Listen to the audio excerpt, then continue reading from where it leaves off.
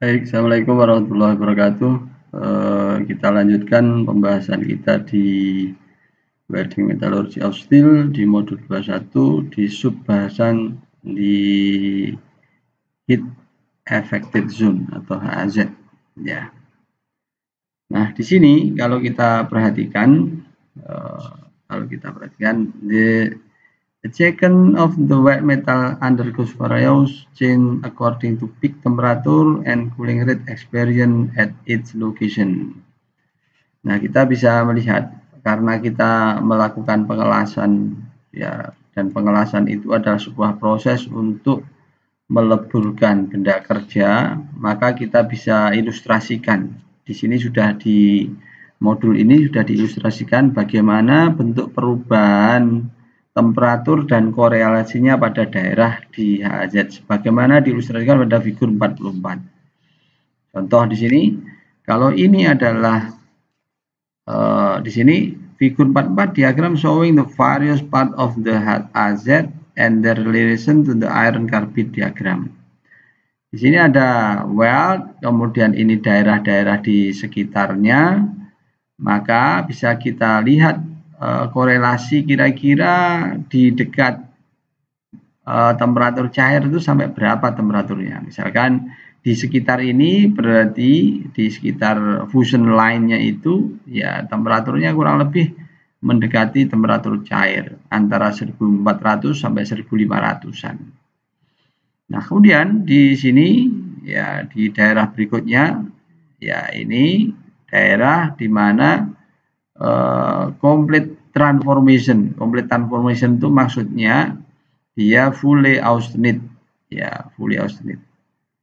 Ya, kemudian di bawah di sini ada daerah yang namanya partial transformation. Ya, ada sebagiannya jadi austenite, sebagiannya jadi ferrite. Nah, ini daerah-daerah ini harus kita pahami supaya nanti kita bisa menerjemahkan perubahan yang terjadi.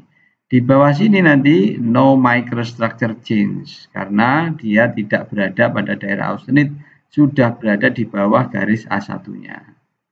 Nah, perubahan-perubahan ini tentunya akan berkaitan dengan satu kondisi composition, chemical composition-nya, kemudian proses pemanasan di material itu sampai temperatur berapa, ya sehingga nanti kita bisa melihat perubahan-perubahan yang mengikutinya saat didinginkan. Nah, di sini juga kita bahas figur 45 yang bercerita tentang austenitic grain size close to the fusion boundary and function of heat input. Ya, ini heat inputnya. Ini ada garis yang menunjukkan ASTM grain size-nya. Kalau heat inputnya cukup besar, maka ASTM grain size-nya ya ini 0 sampai bawah. ASM grain size itu jika nomornya kecil, grain size-nya besar. Ke bawah itu nomornya, number ASM grain size-nya besar, berarti grain size-nya kecil. Artinya kalau kita energi inputnya besar, menghasilkan nomor grain size yang kecil, artinya grain size ukurannya besar.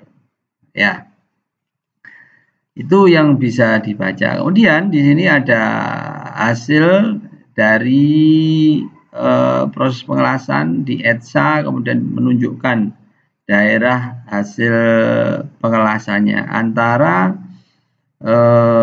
wet metal dan HAZ. Ini fusion boundary-nya. Nah, di sini dijelaskan untuk yang heat inputnya besar, ya. Di sini the heat input affect the time at peak temperature and also temperature gradient in the house. Ya, heat inputnya itu ya, jika besar maka nanti korelasinya dengan peak temperatur pada material itu. Ya. Nah, di sini step gradient from low heat input weld ya, restrict the size to which grain can grow. Jadi kalau low heat input ya nanti grain size-nya cukup kecil, tetapi kalau high heat input grain course-nya juga cukup besar. Nah, this effect seen where that have non-circular fusion boundary shape. Ya, efek ini bisa dilihat dari bentuk non-circular boundary shape. Nah, non-circular. Ini boundary shape-nya itu ya non-circular. Nah, ada daerah yang ya disebut dengan di figur 6 ini concave region of the submerged art well has large alternate grain size compared with the convex region. Ya, despite of the same energy input. Walaupun energinya sama, tetapi menghasilkan ya, bentuk yang berbeda. Ya, karena daerah di convex dan konkavnya itu. Nah, kalau concave region ya large alternate grain size. Ini konkavnya, konveksnya yang situ. Nah, sehingga nanti the effect can influence metallurgical behavior karena ukuran butir yang ada besar dan kecilnya nanti akan mempengaruhi perubahan sifat metalurginya. Ya, di sini disebutkan example hardest region in the husk usually in the concave region because the larger grain size increase hardenability. Ya.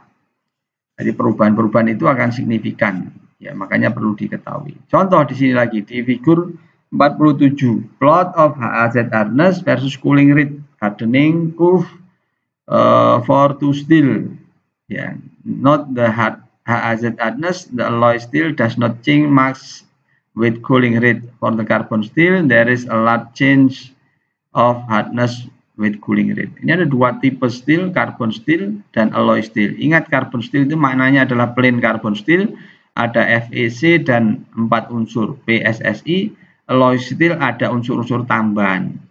Ya, biasanya kalau kita belajar di heat treatment nanti akan ada hardenability.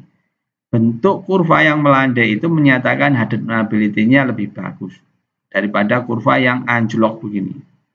Perbedaan hardness-nya cukup signifikan antara daerah satu dengan yang lain. Misalkan kalau di Jomini and Quentes, kalau alloy steel itu cenderung ya landai begitu kurvanya. Beda dengan yang carbon steel, maka akan cukup tinggi di ujung, nanti anjlok ke sana. Nah, demikian juga di sini menyatakan jika cooling rate-nya cukup besar untuk alloy steel ini dia perubahannya tidak cukup signifikan karena hardenability-nya lebih bagus. Beda dengan yang carbon steel dengan laju yang berubah, maka dia juga berubah cukup signifikan di HAZ-nya. Nah, width of coarse grain HAZ. Nah, di sini the alternate grain size affect by composition of steel. Ya, alternate grain size itu ya dipengaruhi oleh composition of steel. Coarse grain having a wide grain coarse alternate region in the husk and fine grain steel a narrow one. Ya, ingat steel. Kemudian di sini jika disebutkan except for reason titanium steel, the grain size immediately adjacent to the fusion boundary will be the same for all type of steel. Jadi keberadaan titanium itu bisa menyebabkan dia memiliki ketahanan untuk tidak tumbuh butirnya. Ini sudah pernah dijelaskan di awal. Kemudian di partial transformation. Partial transformation. Nah, ini yang perlu diperhatikan. Partial transformation itu daerah yang disebut dengan dual phase steel. Ya, dual phase steel itu maksudnya biasanya daerah yang memiliki dua fase saat dipanaskan. Misalkan daerah di sekitar garis A1 dan A3. Kalau ini, nah seperti ini kan isinya daerah dua fase, alfa dan gamma. Nah, alfanya nanti tidak berubah, gamanya yang nanti akan berubah ketika didinginkan. Itu namanya partial transformation. Nah, ini detail jelasnya ada di buku welding metallurgy Shindoku, dijelaskan dengan sangat gamblang. Nah, they occur in the region that just exceed 723, ya 723 derajat Celcius, ya di atas A1 itu.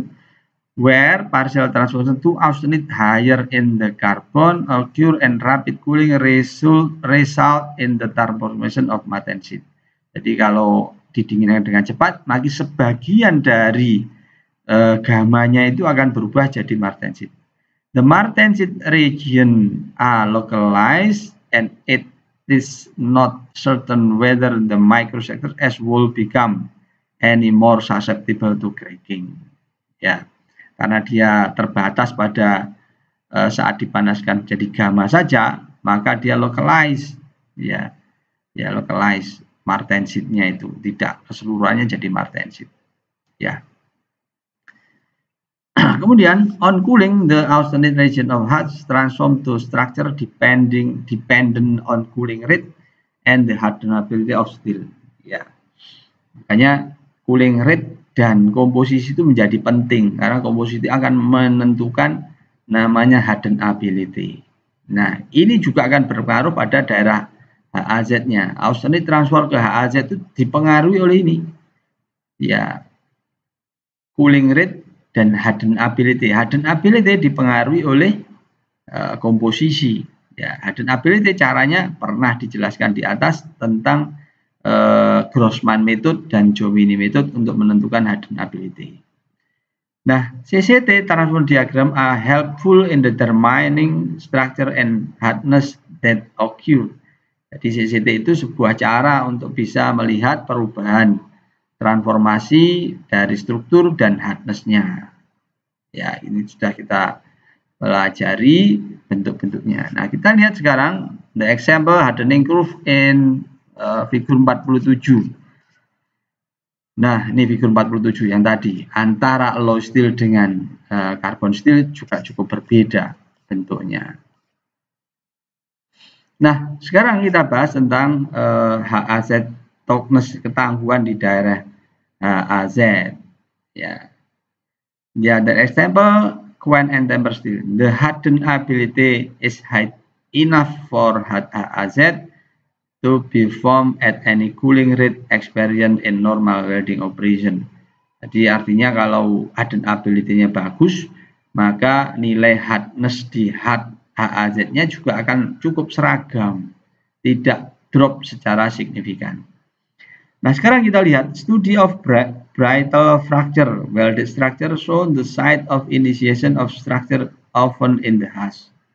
Ya, brittle fracture itu in welded structure, struktur pengelasan menunjukkan ya site of initiation ya inisiasinya ya of the fracture is often in the husk, seringnya ada di daerah. Kenapa? The husk is usually at point of stress concentration. Karena di HAZ itu biasanya banyak titik-titik stres konsentrasi. Ya, adanya high residual stress, any content defect. Ya, ini memungkinkan dia sebagai tempat inisiasi munculnya fracture. If in addition the husk toughness is low, it become a prime candidate for starting a brittle fracture. Jadi jika HAZ-nya itu ketangguhannya low, maka ini adalah menjadi kandidat sebagai tempat awal munculnya brittle fracture. HAZ toughness is quite difficult to measure, sulit untuk diukur, because that is no small and not fracture impact specimen are hard to locate precisely. Jadi karena mengukur toughness salah satunya dengan impact, sementara ukuran cukup kecil, maka juga cukup susah untuk menentukan daerah uji impact-nya. Karena lokasi impact itu harus precise. Ya. Nah, oleh karena itu, maka penting ya untuk mengontrol faktor-faktor yang menyebabkan terjadinya perubahan sifat di HAZ. Ya.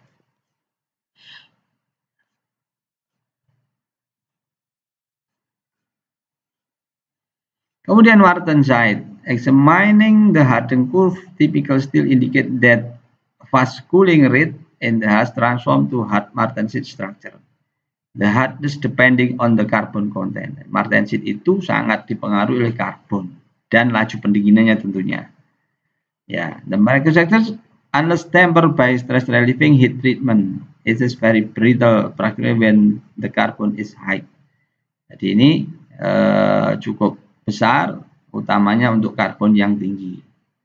Nah, misalkan untuk still greater than 0,2%, ya, exceeding 450 hardness figures obtained in the HAZ, ya, of rapidly cooled well. Untuk pengelasan yang laju pendinginan cukup tinggi, maka bisa didapatkan nilai hardness dengan nilai 450 HV, ya, and toughness of the hash will be unacceptable to, ya, many application, ya, sangat rentan terhadap proses aplikasinya. Nah, very fast cooling rate in the abstract take well and small cosmetic wet bit and can induce brittle HAZ in steel with sufficient carbon, ya. Makanya untuk art strike, ya, tag weld, ya, small cosmetic weld bit. Nah, ini, ya, dapat memberikan peluang terjadinya brittle HAZ, ya, apalagi karbon yang memenuhi persyaratan karena lajunya cukup besar. Ya, makanya kadang-kala di art strike itu rekomendasi untuk inspeksinya dilakukan misalkan by MPT, karena Pak, untuk melihat peluang terjadinya crack di situ, karena MPT itu bisa mendeteksi defect subsurface di bawah permukaan. Nah, kemudian, ya, to avoid the presence of hard brittle martensic structure in the hash, welding energy input and preheat are selected to ensure the adequate slow cooling rate, ya. Makanya pilihan energi inputnya dengan melakukan preheat juga sebagai pilihan untuk bisa melakukan slow cooling. The hardening curve provide guidance on how slowly the wet must cool, and the critical cooling rate can be equated to minimum heat input or preheat using published cooling rate diagram. Nah, artinya CCT itu bisa dijadikan rujukan di dalam penentuan cooling rate, karena kita bisa melihat critical cooling rate-nya berapa, sehingga nanti kita bisa melakukan kontrol heat input yang bisa menghasilkan laju pendinginan di bawah critical cooling rate. Kenapa? Kalau di atas cooling rate pasti akan jadi martensit, ya. Oleh karena itu bisa dihindari dengan melakukan slow cooling rate, ya, yang nanti akan bisa meningkatkan nilai ketangguhannya. Nah, di sini the general trend driven for hard toughness decrease with an increasing heat input, ya, diilustrasikan di kurva ini, ya. Ya, kalau increasing heat input, ya, ini HAZ toughness-nya, kalau inputnya cukup rendah dia naik, nanti akan turun, ya. Higher heat input, bayonet microstructure has reduced toughness, turun, ya. Ini bisa dibaca nanti lebih detailnya. Nah, kemudian di sini effect of heat input on HAZ toughness of niobium steel, toughness measured by instrument Charpy test, ya. Energi input besar, fracture transition temperatur, ya. Di sini transition temperaturnya, ya, kalau heat inputnya besar, transition temperaturnya menjadi naik. Artinya apa? Transition temperatur itu menunjukkan titik perubahan sifat material dari brittle ke ductile. Misalkan nih, misalkan saya punya heat input 2, ya, maka dia punya transition temperatur sekitar -5 misalkan. Artinya di temperatur 0 ini sudah berubah jadi ductile.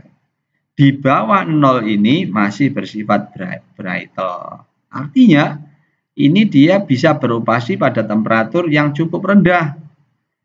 Ya, misal beda lagi. Kalau 4 misalkan, 4 kita naikkan ke atas, Transition temperaturnya pada posisi 20. Ya, artinya 20 ke bawah ini brittle, 20 ke atas menjadi ductile.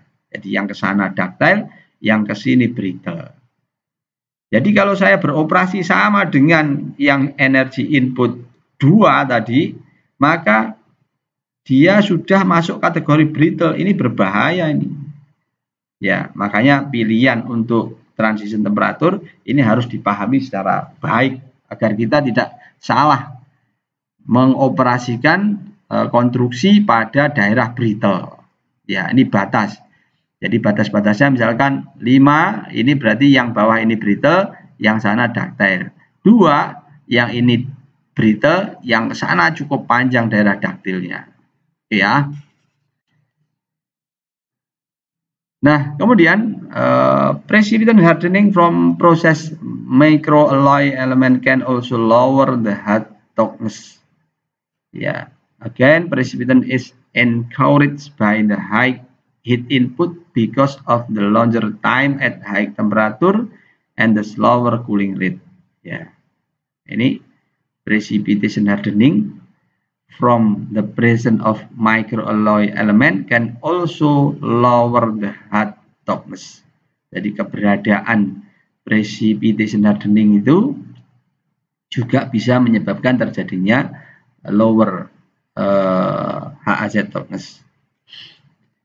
Nah, kemudian post-wet treatment stress relief can cause considerable amount of precipitation with substantial decrease in toughness in HAZ. Figur 50 show.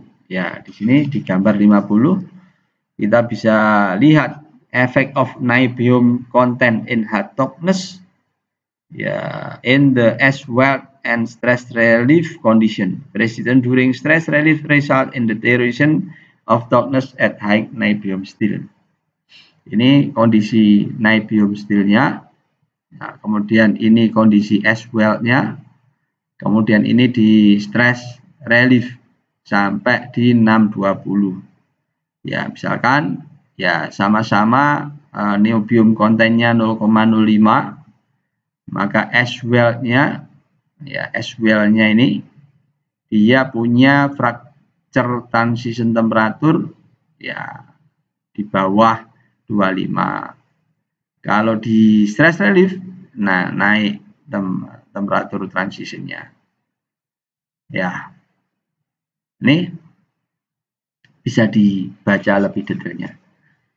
Nah, kemudian ini penyebab dari HAZ embrittlement. The microstructure itself may have effect on the toughness in the HAZ. Ya, beberapa peneliti telah mengobservasi ya, low toughness itu disebabkan oleh keberadaan bainitic structure. Ya, tetapi ini tidak cukup data untuk memprediksi secara tepat. Ya, kenapa bisa terjadi? Kemudian, further source of embrittlement in the HAZ strain edging. Ya, adanya edging strain. The contraction of cooling wet may be cause substantially plastic deformation. Jadi pada saat pendinginan, contracting itu bisa menyebabkan substantial plastic deformation. Nah, particularly around defect residing in the HAZ. Ya, di sekitar cacat yang ada di HAZ. A certain part of HAZ, this may result a dynamic strain again with consequently loss of toughness. Yeah, because the phenomenon associated with the presence of free nitrogen, it is most likely in the steel that are not killed aluminum treated grid. Nah, di sini ya effect of stress relief temperature on hardness in the microalloy steel.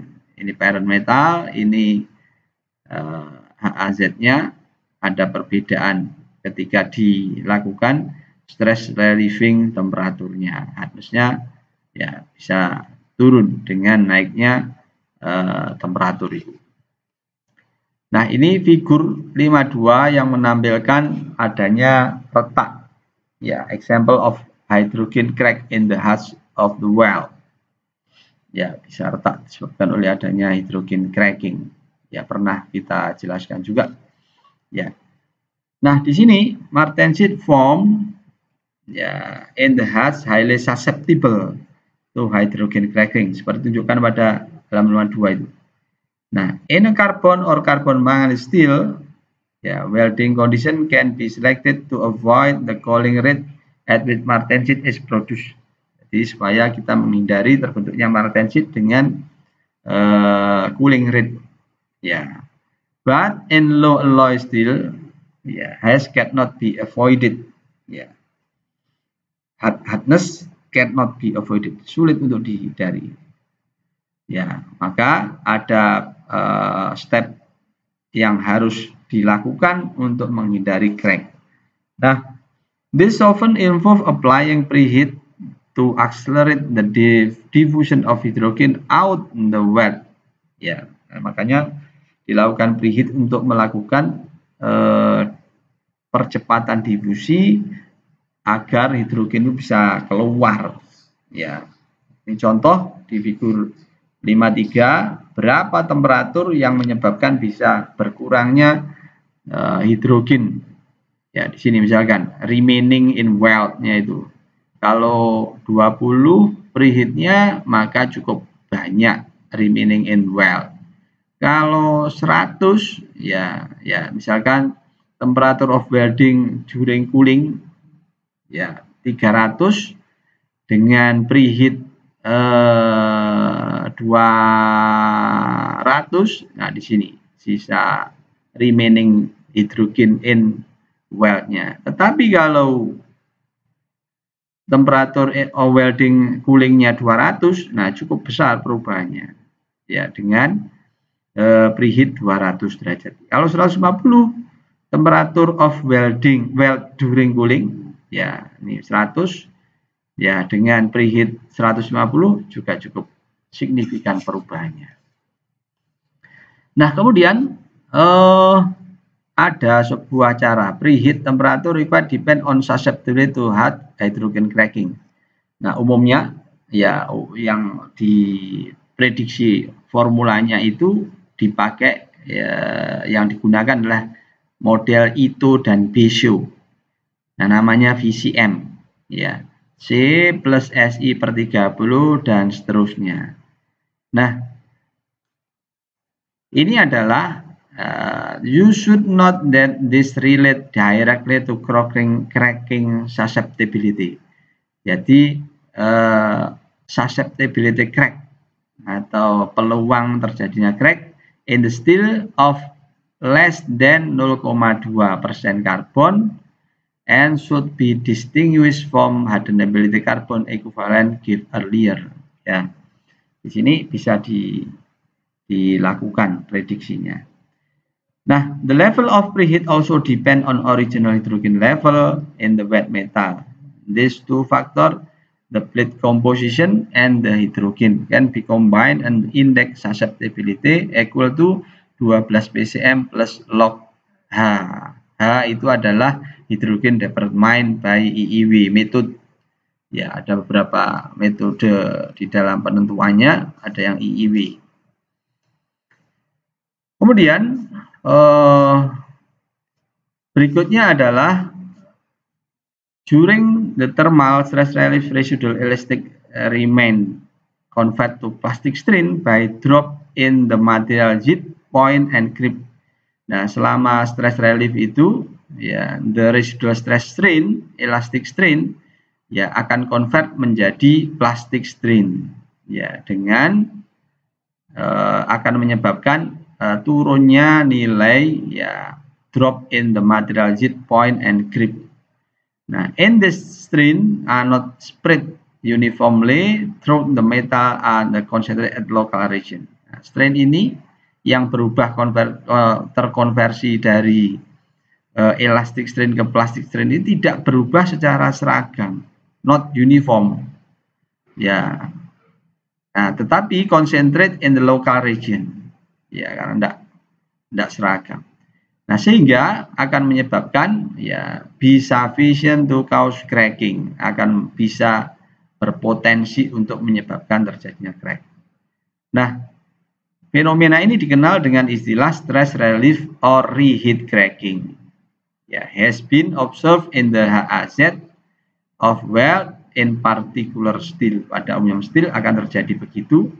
Ya, saat dipanaskan bisa terjadi reheat cracking karena tidak seragamnya ya elastic strain convert to plastic strain-nya.